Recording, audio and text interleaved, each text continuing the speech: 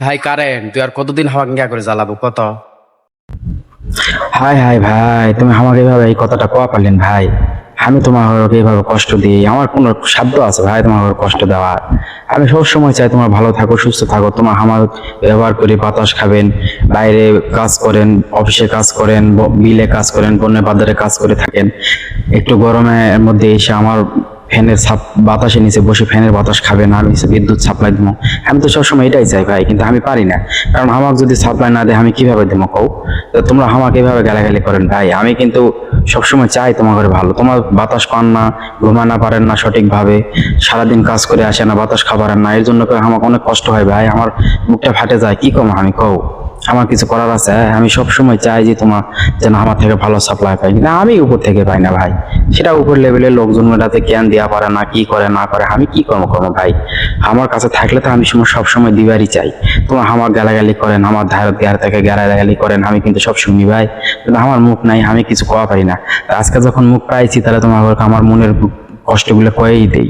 সেটা হচ্ছে যে আমি কিন্তু সবসময় চাই তোমরা যেন সারাদিন খাটাখাটনি করে আসে, যেন ভালোভাবে কাজকাম করে আসে, যেন আমার ফ্যানের নিচে বসে আনা বাতাস পারেন, আমি যেন বিদ্যুৎটা ভালো ভালো সাপ্লাই দেওয়া পাই। এটা কিন্তু সবসময় আমি চাই। আমি পারি না, কারণ হচ্ছে আমার কাছে থাকে না, আমি কিভাবে দেবো ভাই কোন? তা আমাকে এভাবে গালাগালি না করে, আমার জায়গা বিল্ডিং পাশে তা করে মারধর না করে, তোমরা উপর লেভেলের লোকজনগুলোর সাথে ভালোভাবে কথা কও। তোমরা তা করে কও যে আমরা মিটার ভাড়া দিয়েছি, ডিমান্ড চার্জ দিয়েছি, সব মাসে মাসে বিল দিয়েছি, তারপরে আমরা কেন কারেন্ট পাই না?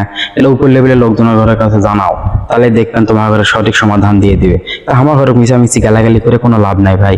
আমরা সবসময় চাই যে আমরা তোমার ঘরে দুঃখ কষ্ট গুলো কিন্তু আমরাই সচক্ষে দেখি, কিন্তু তারা যারা এসির মধ্যে বসে থাকে এই জিনিসগুলা নিয়ন্ত্রণ করে, তারা কিন্তু এই জিনিসটা বোঝে না। তারা ঠিকই ঠান্ডার মধ্যে থাকে, ভালোভাবে থাকে, তারা কিভাবে বুঝবে কও? তো এটার জন্য কছি ভাই, তোমরা উপর লেভেলে জানাও, যাতে করে আমি ভালোভাবে সাপ্লাই পাই এবং তোমার ঘরে সাপ্লাই ভালোভাবে দেওয়া পাই। কারণ আমি চাই যে তোমরা সবসময় ভালো সাপ্লাই পাও। আর কারেন্টের নিচে বসে থেকে বাতাস খাওয়ার মনের সুখে গুনগুন করে গান গাও। আমি আনা গান শুনি, তোমরা আনা গান গাও, তোমার ঘরে মনটা এক না ভালো হোক, ফ্রেশ হোক।